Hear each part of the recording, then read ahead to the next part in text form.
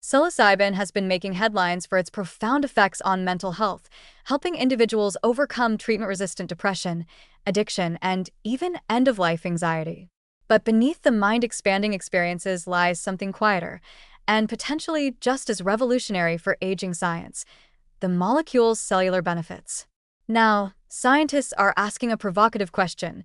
What if we could keep the neuroregenerative and anti-inflammatory powers of psychedelics while leaving the hallucinations behind? Enter the world of non-psychoactive psychedelic derivatives. These are modified forms of compounds like psilocybin, engineered to maintain their biological benefits while skipping the part where you contemplate the meaning of time while staring at your ceiling fan.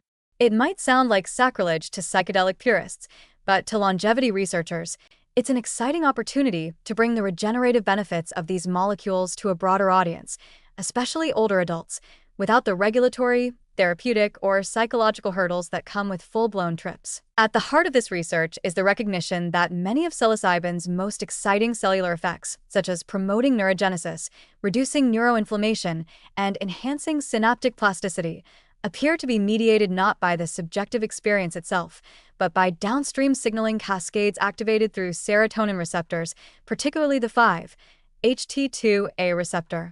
This receptor is abundant in the brain and plays a central role in modulating mood, cognition, and perception. However, it's also increasingly implicated in cellular resilience and repair mechanisms, especially in aging neurons. What researchers are now discovering is that by tweaking the structure of psilocybin or its metabolite psilocin, they can preserve the activation of key receptors and signaling pathways while dampening the high-amplitude hallucinogenic effects. In some cases, this means modifying the molecule so it doesn't cross the blood-brain barrier as efficiently, or engineering partial agonists that gently stimulate the receptor without triggering the full cascade that leads to ego dissolution and swirling kaleidoscopes. This isn't just theoretical tinkering. A number of biotech firms and academic labs are now synthesizing and testing compounds like tabernanthalog and other tryptamine analogs that demonstrate neuroplasticity-enhancing effects without producing perceptual distortions in animal models. In studies, these modified compounds have shown the ability to promote dendritic spine growth in the prefrontal cortex, enhance mitochondrial function, and reduce behavioral markers of stress and depression, all without the altered states of consciousness typically associated with psychedelics. For aging populations, the implications are enormous. As we get older, the brain's ability to adapt, grow, and repair itself begins to decline. Neuroplasticity shrinks. Inflammatory processes ramp up. Cognitive flexibility hardens into rigidity.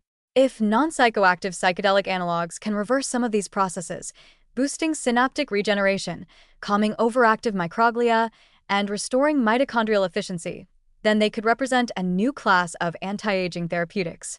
And unlike conventional antidepressants or stimulants, they would be working at the level of fundamental cellular repair, not just symptom masking. Even more compelling is the possibility that these compounds could be used more frequently and widely than classic psychedelics.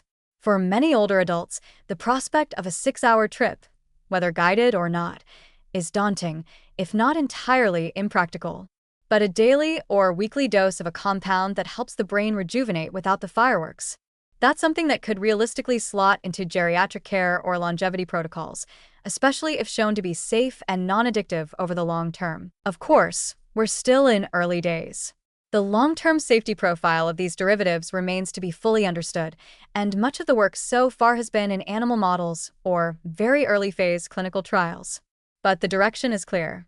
The psychedelic renaissance isn't just about transforming minds. It's about transforming tissues, circuits, and aging itself. In the end, it may turn out that the most profound use of psychedelics won't be in mystical therapy rooms or ayahuasca ceremonies, but in quiet molecular nudges that keep neurons young, inflammation low, and resilience high.